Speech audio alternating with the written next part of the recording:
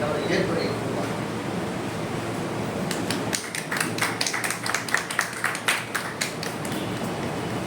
ஒரு சின்ன விஷயம் அவர் சொன்னாரு. இதுக்கு முன்னாடி கிட்ட ஒரு ஃபோனில் பேசிட்டு போது சொன்னேன், இந்த மாதிரி சார் நீங்கள் ஸ்கூலில் தான் பண்ணுறோம் சின்ன போதும் சார் ஏன் இதெல்லாம் பண்ணிட்டு நம்ம பெருசாக நான் பண்ண வேண்டாம். அவருக்கே தெரியும் இப்போ நான் வந்து சொல்லியிருந்தாங்கனாக்கா இந்த ஸ்கூல் பத்தாது, அந்த அளவுக்கு மக்கள் வந்து அவரோட தொடர்பு வந்துருப்பாங்க. அதனால் அவர் என்ன முடிவெடுத்தாருன்னா நமக்கு வேண்டியது இந்த மாதிரி நல்ல அறிஞர்களின் வாழ்க்கையும் அவரோட அறிவுரை. அதனால் நான் இங்கே ஆரம்பிக்கிறேன். அதாவது தொடக்கம் வந்து மிகப்பெரிய நல்ல தொடக்கம். இந்த ஆளுகளை வச்சு சொல்லுங்கள். இப்போ வந்து நீங்கள் சொன்னீங்க 60 வயசு மேலே ஆரம்பிச்சாங்க. நானும் படித்தேன், வரதுக்காக கொஞ்சம் எக்ஸாம் ப்ரிப்பேர் பண்ணிட்டு வரணும் இல்லையா. நான் வந்து எந்த பிரச்சனை யோசிப்பேன். அப்போ யோசிச்சு பார்த்தேன், எல்லா இதையும் வந்து எழுத்தாளர்கள் யாரெல்லாம் வந்து 60 வயசு மேலே ஆரம்பித்தாங்க, அவங்க என்ன பண்ணாங்க. ஆனால் எனக்கு தெரிஞ்சு தமிழ் உலகத்தில் வந்து தமிழ் எழுத்துல அட்லீஸ்ட் அவங்க தெரிஞ்சிருக்கும் தன்னுடைய முயற்சியை மனசில் வச்சுட்டு எந்த வயதானாலும் வெளிப்படுத்துவேன், நல்ல கருத்தை சொல்வேன் அப்படின்னு வந்திருக்கிறார் நம்ம ரவிக்கு. அவரை வரவேற்று சில வார்த்தை பேசுகிறோம்.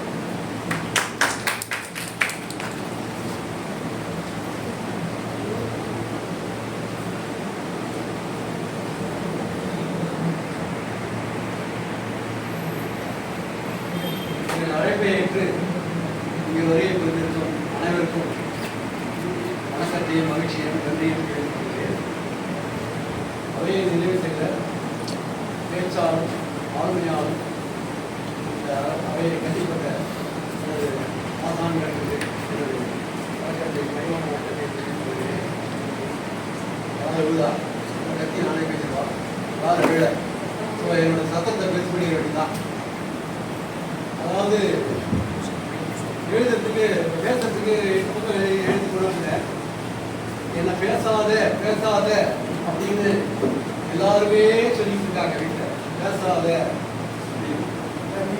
என் மகள் பெரிய மகள் போதும் அப்படிம்பாங்க. அதனால பேச்சு ஒரு அபத்தமாகவே இருக்கிறதுனால தான் சொல்றாங்க. பேச்சு தான் அபத்தமாக இருக்கா பார்த்தா எழுத்து அதோட அபத்தமாக இருக்குதுன்றத அணிந்துரையில் கூழாங்கல் அப்படின்னு எழுத்துக்களுக்கு நிறைய கூழாங்கல் சொன்னாங்க. அதாவது சினிமா உலகத்தில் எல்லாருக்கும் சினிமா பிடிக்கும். சினிமா உலகத்தில் நிறைய டைரக்டர்ஸ் இருக்காங்க.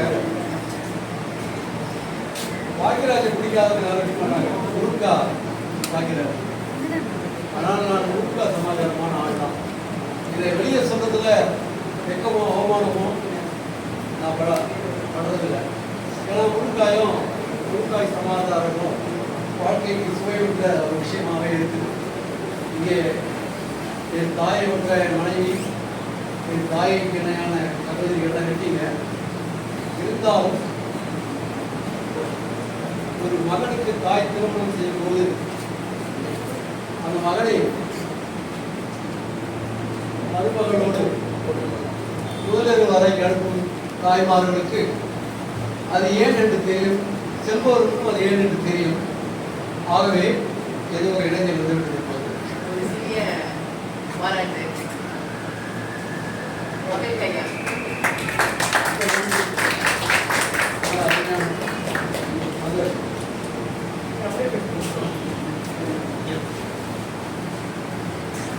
தலைக்கணம் போகக்கூடாதுன்னு ஸ்கூலில் வந்து தெரிவிக்கிறீங்க.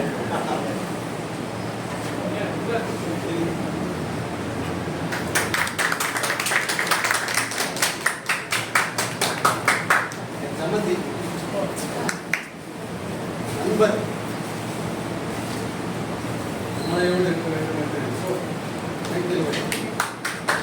சிநேகிதியும் கணவர் மறுபடியும் முருங்காய் சமாச்சாரம். நிறைய டைரக்டர்கள் திரைப்படத்துறையில் இருந்தாலும் முருங்காய் பாக்கியராஜ் ரொம்ப எல்லாருக்கும் பிடிக்கும்.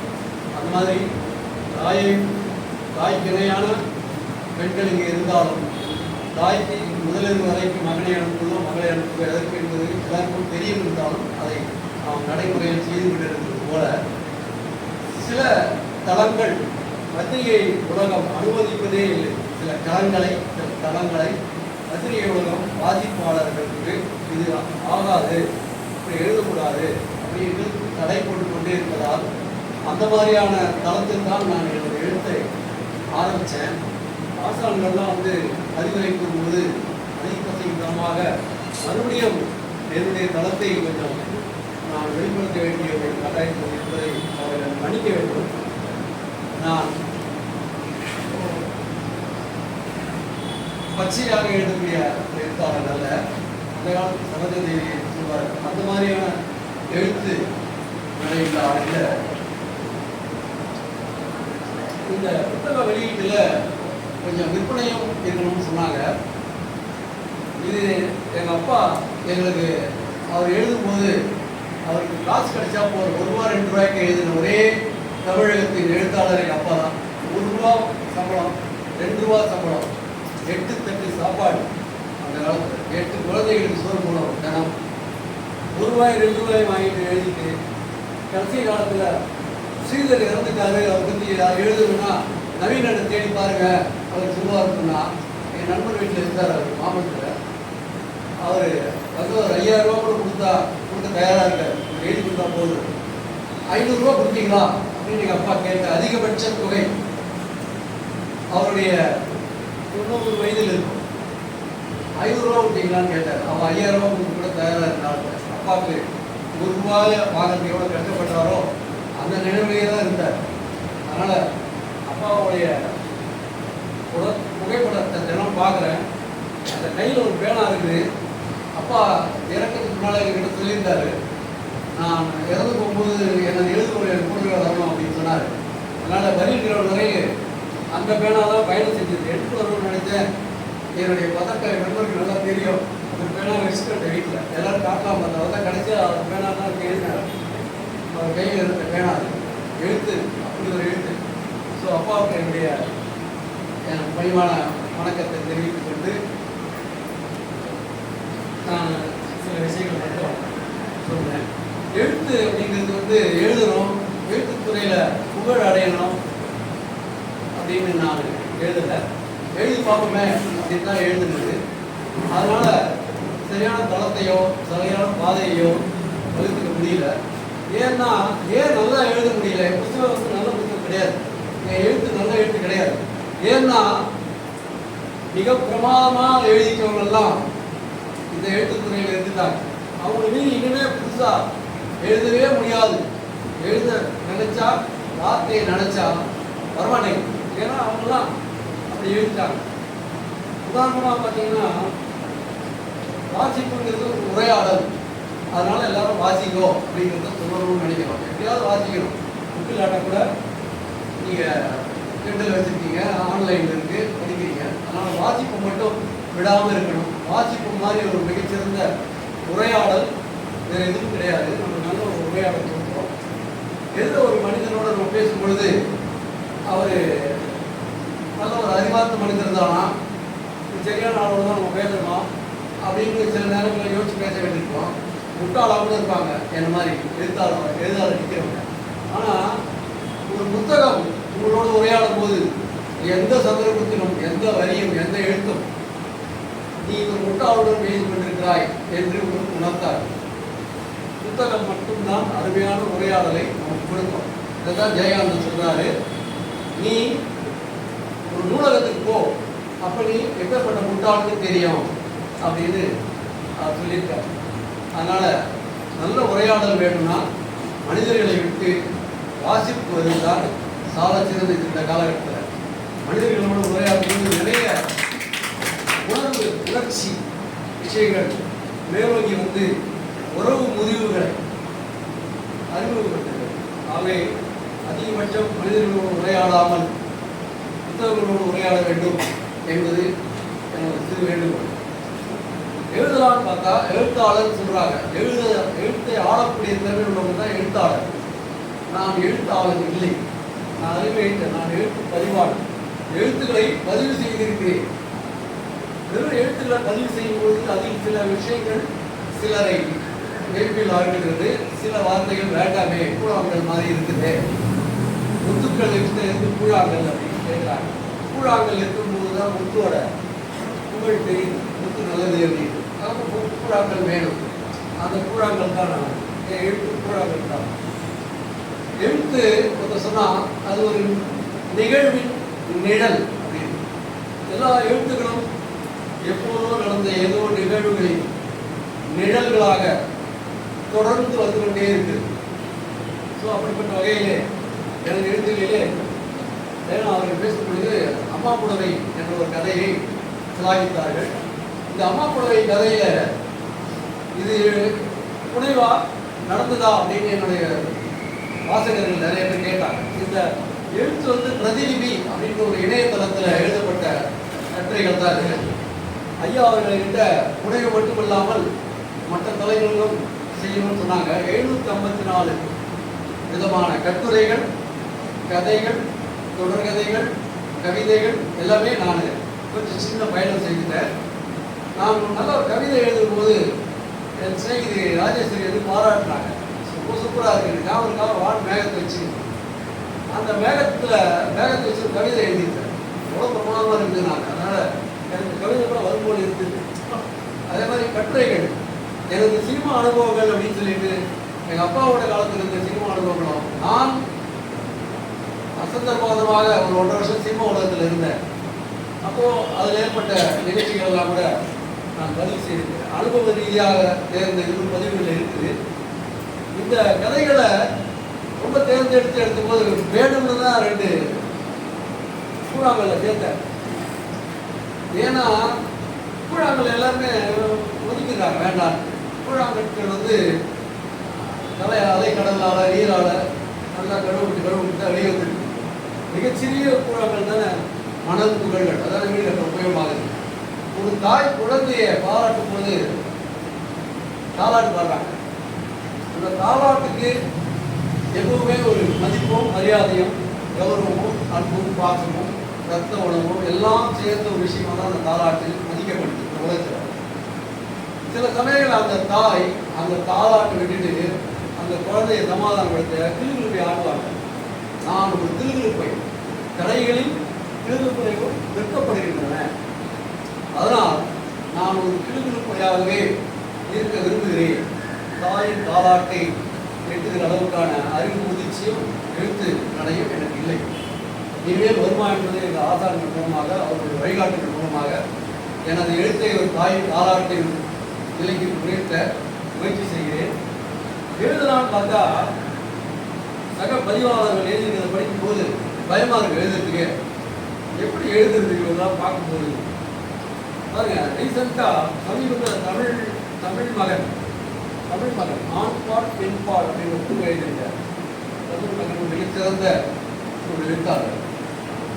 அவர் கலிய எவ்வளோ அழகாக வாசகர்கள் மத்தியில் கடத்துறாருன்னு பார்க்கும்போது படிக்கும்போது நம்மளாம் எழுதவே கூடாது அப்படின்னு பயம் வரும். அந்த கதையில் அந்த பெண்ணுக்கு பெண் புஷ்டம் வரும். அவருடைய கதாநாயகிக்கு பெண் புஷ்டம் வரும். கொஞ்ச நேரம் புரிஞ்சுக்கோங்க தயவுசெய்து, ஏன்னா எனக்கு தெரிஞ்சது சொல்லிடுறேன். இதில் கொஞ்சம் முழுக்கா சமாச்சாரமும் சில மனித வரும். அது வேணும்ல, வேண்டாமா? முழுக்க வேண்டாமா? ஐயா பேசாமல் இருக்காங்க. சொல்லுங்க, கருத்து சொல்லுறேன். அந்த அந்த பெண் புஷ்டம் வந்தபோது ரொம்ப வந்து விடுவாங்க. அவங்க வீட்டில் வந்து ஒரு தகுந்த மணமகளை பார்த்து இந்த பெண்ணுக்கு வெண்குஷ்டம் இருக்குன்றதை சொல்லாமல் கல்யாணம் பண்ணி கொடுத்துருவாங்க. காலில் புலியாக வெண்குஷ்டம் தெரியும். எவ்வளவுதான் உணவை இழுத்துட்டு தழையை கட்டினாலும் அந்த வெண்புலி தெரியதான் செய்தது அப்படின்னு அந்த பெண் ரொம்ப வருவாங்க. இதுக்கு மேலே பூமியில் பிரபல மாதிரி புடவை கட்டுறது அப்படின்னு அவங்க நினைப்பாங்க. ஒரு கட்டத்தில் இந்த உலகத்தில் இருக்கிற எல்லாருக்கும் என் உடம்புல இருக்கிற வெண்புள்ளிகளை தவிர வேறு எந்தமே பிரச்சனையே இல்லையா அப்படின்னு அவங்க கேட்பாங்க. அந்த அளவுக்கு உலகத்தில் இருக்கிறவங்க அந்த பெண் குற்றத்துக்காக ரொம்பவும் பயிற்றும் அவமானப்படுத்தியும் வச்சிருந்துருக்காங்க அந்த கதையை. ஒரு கட்டத்தில் அந்த பெண்ணுக்கு அவங்களுடைய மார்பகத்தில் வெண்புள்ளிகள் வரும். அப்போ அவங்க சொல்லுவாங்க, நல்ல வேளை மார்பகத்தில் வெண்புள்ளி வந்தது, அது எனக்கு மட்டுமே உரித்தான வெண்புள்ளி. மற்ற வெண்புள்ளிகள்லாம் எல்லாருக்கும் தெரியுது, எல்லாரும் என்ன அவமானமாக பேசுகிறாங்க. இந்த வெண்புள்ளியை யாராலும் பார்க்க முடியாது, கணவர் கூட இருக்கு தலைவிட்டு போயிருக்கிறார், தெரியாமல் தப்பிச்சுட்டேன் அப்படின்னு எழுதுவாங்க. அந்த பெண்ணுக்கு அந்த வெண்குஷ்டம் எவ்வளோ வழி கொடுத்துருக்குது, அந்த வழியை அந்த தமிழ் மக்கள் ரொம்ப சாதாரணமாக நம்ம தான் கடந்துட்டு போயிட்டார். அந்த வரிகளை படித்த உடனே தாண்டி போக முடியல. எந்த ஒரு எழுத்தும் உங்களுக்கு படிக்கும்போது உடனே தடுத்து நிறுத்தினா, ஒரு வார்த்தை கூட தடுத்து நிறுத்தினா, ஒரே ஒரு சொல்ல வச்சு கூட எழுத்துல அப்படியே வாசகனை நிறுத்திடலாம். ஒரு சொல்லில் வாசகனை நிறுத்துறதுல நான் நிறைய இடத்துல ரசிச்சது நம்ம தலைவர் சுஜாதா தான். உதாரணமாக வா அப்படின்ற ஒரு வார்த்தையை எடுத்துட்டோம்னா, எழுத்து எடுத்துட்டோம்னா ஒரு எழுத்து தான் வா. ஒரு எழுத்தை வச்சு பெரிய கதையெல்லாம் பண்ணலாம். நிறைய சான்றுகள் தான் சொன்னாங்க எப்படி எழுத்துல சற்று மகா பெரிய ஒரு இதை உலகத்தை திறந்து காட்டுறாங்கன்னு நிறைய சொன்னாரு. வா அப்படின்றது அம்மா வந்து குழந்தைய வாழ்ந்துட்டாங்க, அம்மா குழந்தையை பார்த்ததும் சொன்னாள் வா அப்படின்னு ஒரு கதையை முடிச்சாங்கன்னா, அந்த கதை பின்னணியில் எதனா குழந்தைக்கு அம்மாவுக்கு இருந்த உறவுகள் இருந்துருக்கும். அந்த வான்றது அம்மாவுக்கும் உறவுக்கும் என்ன மாதிரியான ஒரு ரிலேஷன்ஷிப்பை கடைசியில் கொண்டு கொடுத்துருக்கு அப்படின்னு அந்த வாடுற எழுத முடிக்கிறது மூலமாக அந்த கதையை சொல்ல முடியும். வா அப்படின்னு சொல்லி ஒரு போர் வீரன் எழுத்தாளருக்கு இன்னொரு போர் வீரனை கூப்பிட்டு கையில் ஆயுதத்தோட கூப்பிட முடியும். அப்போ அந்த வாடுற எழுத்து மட்டுமே வேற சில பரிமாணங்களில் வெளிவருகிறது. அப்போ அது ஒரே ஒரு எழுத்து எந்த இடத்துல யூஸ் ஆகுது, எந்த தளத்தில் எந்த சமயத்தில் யூஸ் பண்ணுறாங்கிறது பொறுத்தே அது முழு கதைக்கும் முழு உரையாடலுக்கும் முழு கருத்துக்கும் ஒரு எழுத்து போகுது. எந்த இடத்துல அதை உபயோகப்படுத்தணும்னு தான் தெரியும். அதே மாதிரி என்னுடைய கதைகளில் இருக்கிற சில விஷயங்கள் எந்த இடத்துல சொல்லணும்னு எனக்கு தெரியாமல் இருக்கிறதுனால தான் எனக்கு எழுதுறதுக்கு இன்னும் தயக்கமாக இருக்குது. 1930களில் 30களில் எனது தானை தலைவர் டி ஜானகிராமன் கதையை படிக்கும்போது இங்கே எல்லாருமே குறிப்பிட்டாங்க அம்மா வந்தாள் தான்.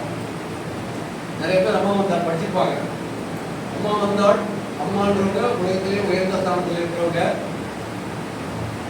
அந்த அம்மா ஒரு பிறழ்நிலை ஸ்டேட்டஸில் இருந்தவங்க. அம்மான்ற பகுதியை ஏற்க முடியாமல் பிற ஒரு ஆடவனோடு வேற ஒரு ஆம்பளையோடு உறவு வைத்துக் கொண்டிருக்கிற ஒரு பெண் இந்த கதாபாத்திரம் வருவாங்க. துணிச்சலாக 1930களிலும் 40களிலும் இந்த மாதிரியான ஒரு எழுத்துக்களத்தில் பிரவேசித்த டி ஜானகிராமன் அவங்க அம்மா வந்தாங்க சொல்லும்போது அலங்காரத்தம்மான்னு பேர் அவருக்கு. நாங்களாம் பல முறை படித்துக்கொண்டே இருக்கிற மகிழ்ந்து கொண்டிருக்கிற ஒரு புத்தகத்தில் அம்மா வந்தாலும் ஒன்று மரப்பிரச்சனை நிறைய இருக்குது. இந்த அம்மா வந்தால அலங்காரத்தம்மா மொட்டை மாடியில் கணவர்கிட்ட வருவாங்க, இரவு நிர்வாணமாக இருப்பாங்க. ஒரு பெரிய குழந்தை படுத்து கொண்டிருந்தது போல் இருந்தது அப்படின்னு எழுதியிருந்தார் அந்த அம்மாவை. அந்த உடம்பில் இங்கே எல்லாரும் என் தாய் தான், அதனால் நான் பேசுகிற விஷயத்தை கொஞ்சம் பொறுத்துக்கணும். அந்த உடம்புல இருக்கிற வளர்ப்பு கேள்விகள்லாம் பார்த்துட்டு இந்த உடம்பு எப்படி கரடாக இருக்கிறது அப்படின்னு எழுதுவார். கரடுன்ற வார்த்தை முரடு அப்படின்ற வார்த்தையோடு சேர்ந்து தான் எல்லா இடத்துலையும் பிரயோகமாகும். நிறைய இடத்துல பார்த்தீங்கன்னா கரடு முரடு தான் சொல்லுவாங்க, தவிர வெறும் கரடை மட்டும் சொல்ல மாட்டாங்க. சீஜா வந்து கரடுன்னு 2 வாட்டி போட்டு பாருங்க. உடல் கரடாக இருக்குது. கரடுனா என்ன, முரடுனா எல்லாருக்கும் தெரியும். என்ன மாதிரி ஒரு மோட்டாக முரடு துஷ்ட போட்டு போய் கேட்காது. ஆனால் கரடுனா என்ன அர்த்தம் தயவுசெய்து.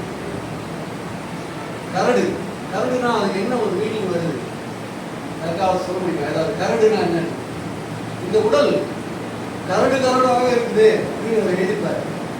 நிர்வாணமாக மனைவி வந்து இருக்கிறாங்க. அந்த மனைவி வந்து பிற ஆணுடன் தொடர்பு வைத்திருந்தாலும் அவர் கணவனுக்கு தெரியும். இருந்தாலும் அவர் அதை எழுதும்போது இந்த மாதிரி விஷயத்தை எழுதும்போது இப்பேற்பட்ட உடம்பை என்னால் ஆள முடியுமா, இவள் எனக்கா அப்படின்னு அந்த மனைவி மீது அவர் இருக்கிற காதல் காரணமாக பிரமிச்சுட்டு அந்த உடலை வர்ணிக்கும் போது கரடாக இருக்குது அப்படின்னு எழுதுறாரு. ஸோ அந்த கரடுன்ற வார்த்தையை கரடுன்னு 2 வாட்டி எழுதினாரு. கரடு ஏன் பொருளோட இருக்கும், கரடு மட்டுமே கரடோட கொண்டு வந்தார். கரடுனா மென்மைன்ற அர்த்தத்துக்கு தான் கரடு வருது. உடல் மென்மையாக இருக்கிறது என்பதை கரடு என்று 2 முறை எழுதி அந்த உடலை வர்ணிச்சிருப்பாரு. 30ல் அந்நிய ஆடவனோடு தொடர்புடைய ஒரு பெண்மணியை எல்லாரும் படிக்கக்கூடிய வகையில் எப்படி அந்த ஆசானால் எடுத்துக்கொண்டு போக முடிந்தது அப்படிங்கிறது மிகப்பெரிய வியப்புக்குரிய ஒரு விஷயம். இப்போ எழுதுனா கூட ஒத்துக்க மாட்டேங்கிறாங்க. எழுத்துல வந்து இந்த மாதிரியான விஷயங்கள் வேண்டாம், இன்னும் தெளிவாகவும் ரொம்ப நளினமாகவும் எழுதணுன்றாங்க. எப்படி தாய் மகளையோ முதல்வர் வரை நடத்துகிறார்களோ அது மாதிரி இருக்கோ அப்படின்னு சொன்னால் மட்டும் போடுன்ற மாதிரி எழுத சொல்கிறாங்க. ஆனால் அப்படி போன்னு சொல்லும்போது அப்படி சொல்லப்பட்ட பல திருமண உறவுகள் முறிவில் தான் பிரித்திருக்கும். திருமணங்கள் எல்லாமே முறிவில் தான் போயிடுச்சு. சும்மா அப்படியே அமைச்சிருக்காங்க.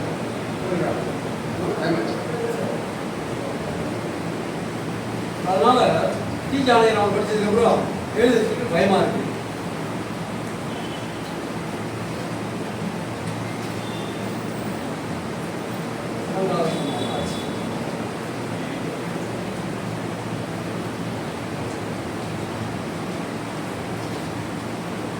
நான் நிறைய தொடர்கதைகள் எழுதியிருக்கேன். புத்தகமாக வெளியிட்டு விற்பனை செய்ய அண்ணன் எனக்கு சொன்னாரு. ஆனால் என் தங்கையை பேசும்போது எழுத்து வாணிபகம் சார்ந்ததாக இருக்கக்கூடாதுன்னு எப்படி இருக்கோம். வணிகத்துக்காக நம்ம எழுதலாம். ஏன்னா சொன்னார், எழுத்தாளர்களுடைய வாரிசு ஒரு எழுத்தாளர்களாக வராங்களா தெரியல, என்னைக்கு பார்த்தா ஆள் கிடைக்கல. சரி, அந்த லிஸ்ட்லேயே அட்லீஸ்ட் எழுத்தாளர்களுடைய மகன் எழுத வரான்னு சொல்லுவோம். ஆதி சொன்னார் சப்தரிஷி கூப்பிட்டுக்கலான்னு. சப்தரிஷியோட நான் தினமும் பேசிட்டு இருக்கிறேன். சப்தரிஷி சொல்லியிருந்தேன், அவர் ஒசூரில் இருக்காரு. அப்படியே ரவி வர முடியல, ஒரு சமூகத்தில் வரேன்னு சொன்னார். தாசாரா அப்படின்ற மிகப்பெரிய எழுத்தாளுமையோட மகன் சப்தரிஷி. அவர் நிறைய புத்தகம் வெளியிட்டிருக்காரு. அவர் மிக அருமையான எழுத்தாளர்.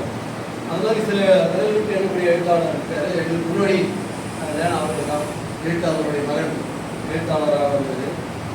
ஸோ பெரிய பெரிய எழுத்தாளர்கள் எழுத்துக்களுக்கு நடுவே நுணுக்கமாக ஏதாவது சொல்லிட்டு அவங்க பாட்டு போயிடுறாங்க. எழுத்தாளரை ரசிக்கக்கூடியவங்க நண்பர் சொன்னார், ரசிக்க தெரியணும். ஒரு வரியை படிக்கும்போது அடுத்த வரி படிக்காமல் அடுத்து நிறுத்துகிற எழுத்தாளர் தான் நாங்கள் படித்த எல்லா புத்தகத்திலையும் இருக்கிறாங்க. நான் தேர்ந்தெடுத்து வைத்திருக்க என் வீட்டில் இருக்கிற புத்தகத்தை எடுத்து பார்த்தா 2வது வரையும் படிக்கவே முடியாது. ஆபாசமாக இருக்காது. அந்த வார்த்தை போட்டு கூட பிடிச்சிடும். 2 நாள் அவங்க மறுபடியும் அடுத்த லைன் எடுத்து படிக்கிறது. அந்த மாதிரி எழுதுவாங்க. அந்த மாதிரியான எழுத்தெல்லாம் எழுதுறவங்களை பார்க்கும் பொழுது நமக்கு நல்லா எழுத வராது. நிகழ்வுகளை கண்ணு முன்னாடி பார்க்கறதில்ல. இருக்கிறத பார்த்துட்டு என் மனைவி கொஞ்சம் உடல்நிலை சரியில்லாதவங்க. அப்பப்போ அந்த அடுப்பில் குழம்பு கொதிக்குது, அடுப்பு சிம்மில் வைங்கன்னு சொல்லும்பொழுது எழுதுறதுக்கு முனைப்பு இருக்கும்பொழுது அடுப்பில் சிம்மு பண்ணிட்டு எழுத்தை தொடர்ந்துருக்கிறேன். துணியெல்லாம் ரொம்ப நேரம் வச்சு காஞ்சி கொஞ்சம் எடுத்து வெளியே போட்டுருங்கன்னு சொன்னாங்கன்னா அதை போய் எடுத்து வச்சுட்டு நடுவில் எழுதுறது. அது இல்லாமல் இந்த பிரதிநிதி தளத்தில் இரவு 12 மணிக்கு ஒரு தலைப்பு கொடுப்பாங்க, இந்த தலைப்பில் எழுதுங்க. அதை பார்ப்போம். நான் 20:30 நெட்ஃப்ளிக்ஸ் படம் பார்ப்பேன். நடுவில் இந்த கதையோட தலைப்பு பார்த்து படுத்துப்பேன். காலையில் எழுந்துக்கிறதுக்கு சின்ன ஒரு நாட்டு ஆகணும் ஏதாவது. அந்த மாதிரி நாட்டு வச்சுட்டு இவங்களுக்கு உதவி செஞ்சுட்டு நடுவில் குழம்பை கிளறி விட்டு எழுதுகிற கதை தான் அது. அதனால் அது வந்து ரொம்ப ரசனைக்குரிய கதையாக இருக்காது எல்லா கதையும். இதில் முக்கியமாக சொல்லணும்னா இன்னொரு எழுத்தாரு, அதுதான் நம்ம தள்ளி போட்டார். இதெல்லாம் எழுத லாய்க்கு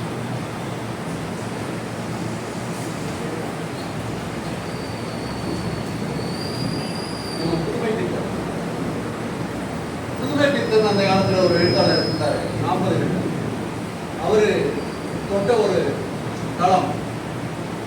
இதுவரையில் யாருமே அந்த மாதிரியான தளத்தை தொட்டுக்கவே முடியாது. டாக்டர் கேட்டார், இந்த மாதிரியான ஒரு நிகழ்வுகள்லாம் சமுதாயத்தில் இருக்குதாங்க.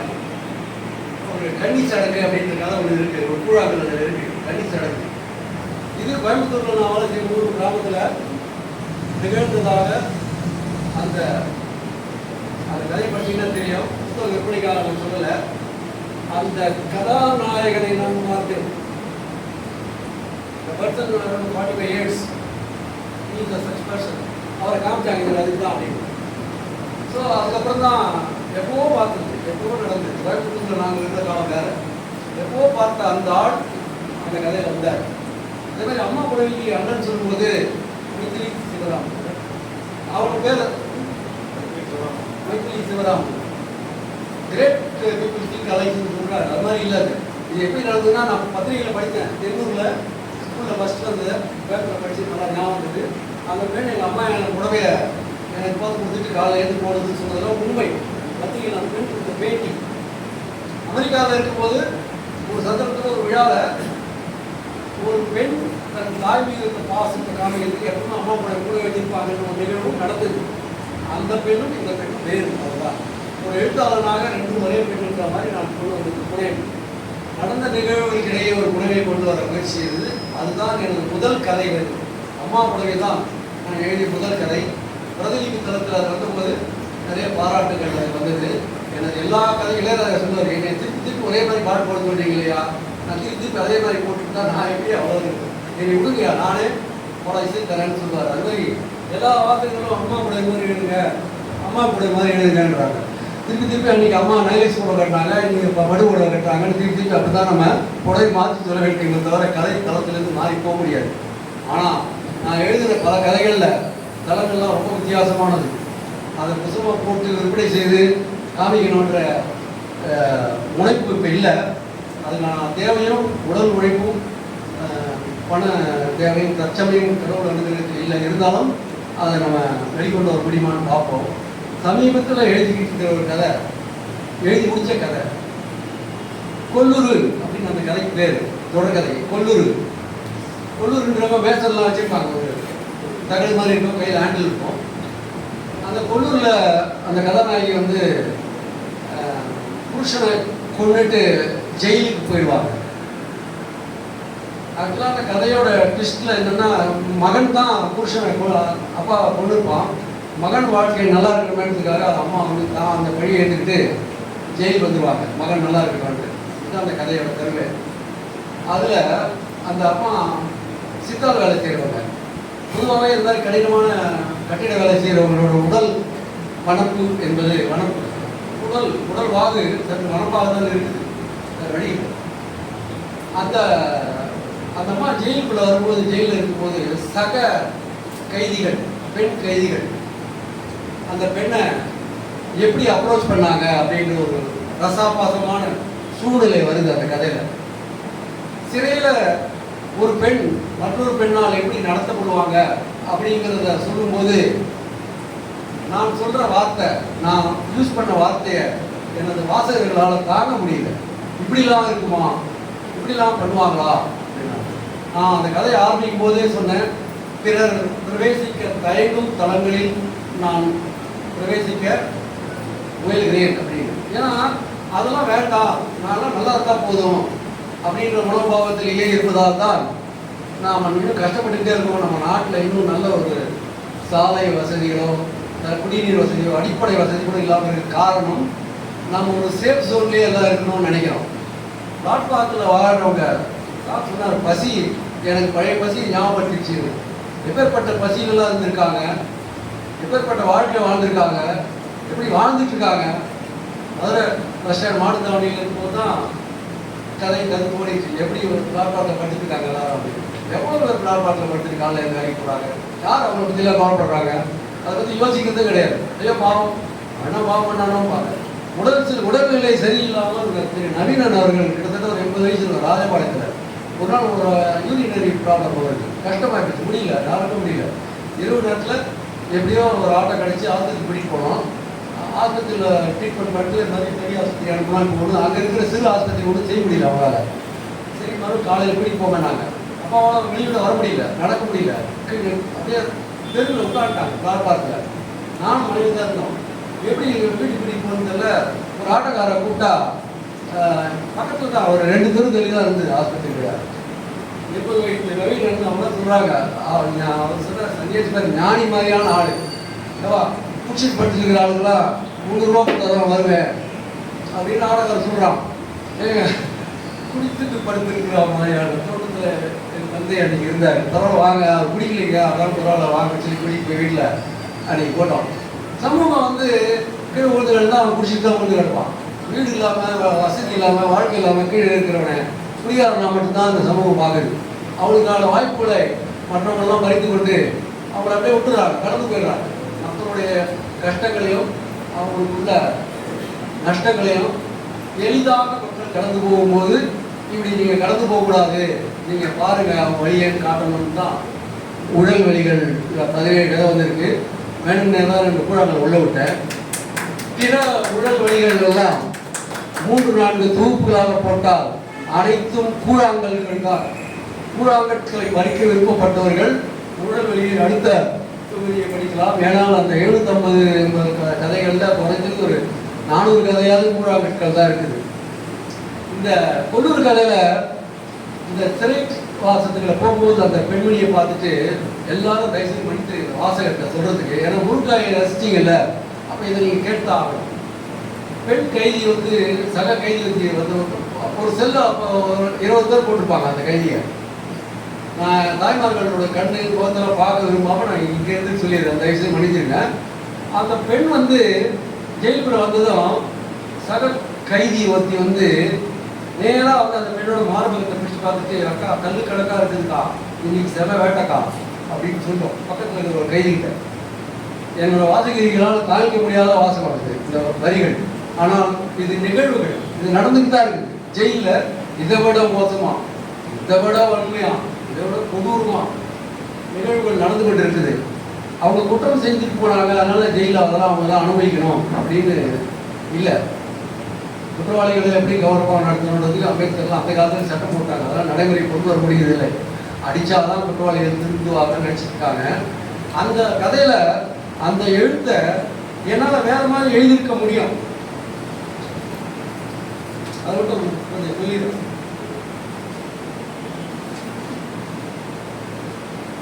அந்த அறைக்கு புதிதாக வந்த செவ்வந்தியின் வாலிப்பான உடற்கட்டை பார்த்த சக பெண் கைதி ஒருத்தி கண்களாலேயே அவளை கற்பழித்தாள் அப்படின்னு நான் எழுதியிருக்கலாம். இது கிட்டத்தட்ட அதே மாதிரி தான். என்ன இவள் இப்படி பார்க்கிறாள், பெண்களை பார்த்து மோகம் கொள்வார்களோ என்று செவ்வந்தி பயந்தாள் அப்படின்னு அந்த வார்த்தைகளை நான் கொண்டு வந்திருக்கலாம். ஆசான்கள் எல்லோரும் சொல்லப்படிதான் அந்த மாதிரி தான் எழுதணும்னு. அந்த மாதிரி எழுதுறதுக்கு நிறைய பேர் இருக்காங்க, நிறைய வந்துருச்சு. இந்த மாதிரி எழுதி இப்படிலாம் இருக்குது, இந்த மாதிரிலாம் இல்லாமல் இருக்கணும் அப்படின்னு சொல்றதுக்கு யாராவது வேணும். அன்னைக்கு தானே தலைவர் ஜெயகாந்தன் பிளாட்பாரத்தில் படுத்துட்டு இருக்கிறாளை பற்றி எழுதினார். அதனால அந்த மாதிரியான எழுத்துக்கள் தான் நான் எழுதணும்னு என்னோட தவறாக எனக்கு நானே நிர்ணயம் பண்ணிக்கிட்டேன். அதனால் எங்கள் ஆசான்களை அதை கொடுத்துக்கணும். இந்த மாதிரியான வழிகளை வெளியே கொண்டு வருவது மட்டுமே எனது எழுத்துடைய பயணமாக இருக்கும். அந்த வகையில் தற்போது அண்ணன்கள் என்ற ஒரு தொடர் வருகிறது. அது நிறைய அவங்க என்னை புரிஞ்சுக்கிட்டாங்க என்னோட வாசகர்கள் பிரதியில். அண்ணன்கள் நான் எடுத்துக்கிற ஆள் வந்து இருநர்னா இருநர்னா தெரியுமா, பை ஜெண்டர், அதான் கேரக்டர் எடுத்திருக்கேன். இப்போ கூட பை ஜெண்டரில் வேட்டிக்காரின்னு சொல்லிட்டு மாலினி படம் எடுத்திருக்காங்க. அசிஸ்டன்ட் டைரக்டராக இருக்காங்க சினிமா துறையில். வேட்டிக்காரி அப்படின்னு எழுதியிருக்காங்க. வேட்டி வந்து ஆண்களுக்குரிய ஒரு உடை. அவங்க எழுதுகிற கதை பேர் வேட்டிக்காரி, பெண். ஆனால் இருநரில் நான் சொல்கிறது வந்து அலி கிடையாது. சில பேர் 9 அலிப்பாங்க, தேர்ட் ஜெண்டர் இருப்பாங்க, டிரான்ஸ்ஜெண்டர் இருக்கிறாங்க. ஆண் உடலில் இருக்கும் பெண்மைங்கிறாங்க, பெண் உடலில் இருக்கும் ஆண் அப்படிங்கிறாங்க. இதை மீறி சுமார் 72 பாலினங்கள் மனித இனத்தில் இருக்கிறது அப்படிங்கிறது விஞ்ஞானம் சொல்லுது. ஆண் பால் பெண் பால் மட்டும்தான் எல்லா அப்ளிகேஷன் ஃபார்ம்லேயும் வந்துட்டு இருக்குது. தேர்ட் ஜெண்டர்ன்ற ஒரு பேரை போடுறதுக்கே மிகப்பெரிய போராட்டத்தை அந்த இனம் சந்தித்து கொண்டே தான் இருக்கிறது. 3வது பாலினம் என்று போட்டு சட்டம் போட்டு விட்டால் இந்த 3வது பாலினத்துக்கான வரையறையை வகுக்க தெரியாதவங்க தான் 3வது பாலினத்துக்கு சட்டம் போட்டுட்டு 86 நினைக்கிறேன். அதில் இந்தியாவில் அரசியலமைப்பு சட்டத்திலேயே அவங்கள 3வது பாலினராக ஏற்றுக்கொள்ள சொல்லிட்டாங்க. அதில் நிறைய சட்ட சிக்கல் இருக்குது. ஏன்னா சட்டம் எழுதினவங்களுக்கு 3வது பாலினம்னா என்னன்னு தெரியல. ஏன்னா 72 வகையான பாலினத்தோடு வந்து நிற்கிறாங்க. உனக்கு அந்த அடையாளம் இல்லை, நீ கிடையாது போட்டானா அவங்க எங்கே போகிறான்னு தெரியல. அவங்களுக்கு அவங்க என்ன பண்ணுறதுன்னு தெரியல.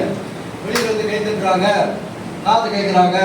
அப்படின்னா அம்மாவால் விரட்டப்பட்ட, சகோதர சகோதரிகளால் விரட்டப்பட்ட, பள்ளிக்கூடத்தில் இடம் கிடைக்காம, படிக்க வசதி இல்லாமல், வேலை வாய்ப்பு இல்லாமல், குடியிருக்க வீடு இல்லாமல் இருக்கிற இந்த 72 வகையான ஆட்கள் பணக்காரங்களாக இருந்தால் மட்டும் போச்சாங்க. பணம் இல்லாமல் வீட்டில் திரட்டப்பட்டவங்க கை தட்டி போட்டு தான் நிற்க வேண்டியிருக்கு. அதனால் எனது எழுத்து கூழாங்கற்களாகவும் அந்த 72 வகையான பிற மனிதர்களை சக மனிதர்களாக மற்றவர்கள் மதிக்க வேண்டும் என்ற வகையிலே என்னோட கதைகளை கொண்டு போக வேண்டும் என்று தான் நான் நினைக்கிறேன். நான் சினிமா அனுபவங்களில் மிக அருமையான எனக்கு பிடிச்ச நிறைய சுவையான விஷயங்கள் சொல்லியிருக்கிறேன். எழுத்தாளனுக்கு எனக்கு இது பிடிச்சிருக்குன்னு சொல்கிறது வந்து ஒரு அவமானமான விஷயம். ஏன்னா எழுத்தாளன் எழுதுனது மற்றவங்களுக்கு தான் பிடிக்கணும். ஆனால் எனக்கு பிடிச்சிருக்குன்னு நான் சொல்லிட்டு எழுதுறதுங்கிறது நல்லா இருக்காது. ஆனாலும் எழுதுறதுக்கு வரவங்களுக்கு முதல்ல கலாப்பிரியா கவிதையில் நான் படித்தேன். சின்ன குழந்தைங்க மூடி இருக்கிற வீட்டு கதவுடைய அழைப்பு மணியை அழித்து விட்டு வீட்டு ஓனர் வெளியே வரதுக்குள்ள வேகமாக ஓடிவிடும் குறுகுறுப்போடு கவிஞன் கவிதை எழுதுகிறான் அப்படின்னாரு. அது மாதிரி நானுமே வந்து சிறு குழந்தை அடுத்து விட்டு கதையை வெளில தட்டி விட்டு ஓடிவிடுற ஒரு குழந்தை மனோபாவத்தில் தான் ஊழல் வழிகளை தொடர்ந்து வெளியிட எத்தனை இருந்தாலும் அதை மீறி உடல் வழிகளை மீண்டும் மீண்டும் சொல்ல வேண்டும் என்றும் பிறர் பயணிக்க தயங்கும் தளங்களில் பயணித்து இதெல்லாம் இப்படி இருக்கு, இதெல்லாமே அட்லீஸ்ட் தெரிஞ்சுக்கலாம் செய்யுங்க அப்படின்னு சொல்லணுன்ற நோக்கத்தில் என்னோட எழுத்தை பண்ணிட்டு இருக்கிறேன். என்னோட அதிக பசங்கித்தனமான பேச்சை பொறுத்து கொண்டு எனது எழுத்தை வாசிக்குமாறு கேட்டுக்கொள்கிறேன். இந்த புத்தகத்தை வெளியிட்ட புத்தகா அப்படின்ற பதிப்பாளர்கள் மிகப்பெரிய ஒரு ஏற்பாட்டை செய்வதாகவும் மிகப்பெரிய ஒரு கூட்டத்தை கூட்டுவதாகவும் மிகப்பெரிய ஒரு வரவேற்பை எனக்கு கொடுப்பதாகவும் அப்படி பல உண்களை சொல்லி என்னை ஏற்றிவிட்டு புத்தகத்தை வெளியிட்டதும், புத்தகத்தை வெளியிடும் போது ஒரு நாளைக்கு 3 முறை பேசிவிட்டு புத்தகம் வெளியிடுந்த பிறகு என்னிடத்தில் புத்தகத்தை மட்டும் ஒப்படைத்துவிட்டு அவர்கள் பிற சோழியை பார்க்க போய்விட்டபடியால் இந்த புத்தகத்தை வெளியிடுவதற்காக வர பாவம் ஒரு பிரபாவதியின் ஒரு சக எழுத்தாளர் அவங்க கண்டிப்பாக வரேன் அப்படின்னாங்க. அவங்க தான் புத்தக நிலையத்தை அறிமுகப்படுத்தி வச்சாங்க. அவங்க பிற புத்தகங்களையும் நான் வந்து வைக்கிறேன், உங்கள் புத்தகத்தையும் வைப்பேன்னு சொல்லி அவங்களுக்கு விற்கிறதுக்காக என்கிட்ட எனக்கு 5 புத்தகம் தான் கொடுத்தாங்க. மீதியெல்லாம் வந்து அந்த புத்தக நிலையத்தாரை சார்ந்தது இங்கே இருக்கு. அவங்க விற்பனைக்கு வந்து விற்கிறேன்னு சொன்னாங்க. அவங்க ஹஸ்பண்டுக்கு பாவம் மேசிவ் அட்டாக் காலையில் அழுதுகிட்டே எனக்கு தகவல் சொன்னாங்க, வர முடியல, ஹார்ட் அட்டாக், ஹஸ்பண்ட் ஆஸ்பத்திரியில் இருக்காங்க, என்னால் வர முடியலன்னு. அதனால் தற்சமயம் என்னோட மனைவியும் அவர் ஸ்கூலையும் புத்தகத்தை அங்கே வைத்து விற்பனைக்கு வைக்கிறார்கள். இதில் வரக்கூடிய வருமானம் எனக்கு இப்பொழுது கிடையாது.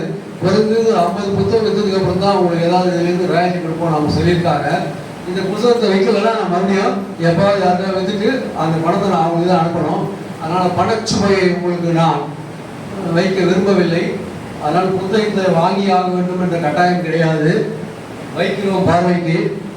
அதே மாதிரி இணையதளத்தில் போய் அந்த புத்தகாவை படிக்கலாம். அதுக்கான தொடர்புகளை என்னை தொடர்பு கொள்றவங்களோட நான் கொடுக்குறேன். அவங்க வாங்கிட்டு இணையதளத்தில் பார்க்கலாம். ஆடியோவிலையும் அதை வெளியிடுறாங்க.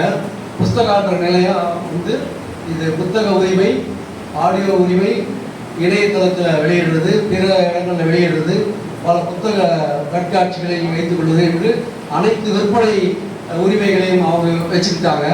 அதனால் எனது சக தோழர்கள் படிக்கணும்னு விருப்பப்பட்டாங்கன்னா ஒரு 10-12 புத்தகம் இருக்கும், அதை வாங்கிக்கலாம். என்னுடைய அதிக பசங்கித்தனமான பேச்சுக்கும் நடவடிக்கைக்கும் இவ்வளோ நேரம் கௌரவமாக இருந்து என்னை அனுமதித்திருக்க என்னுடைய பணிமான வணக்கத்தை தெரிவித்துக் கொண்டு எங்களுடைய அழைப்பை ஏற்று வந்த மகான்களை வணங்கி நன்றி கூறி கண்ணீரை காணிக்கையாக்குகிறேன். நன்றி.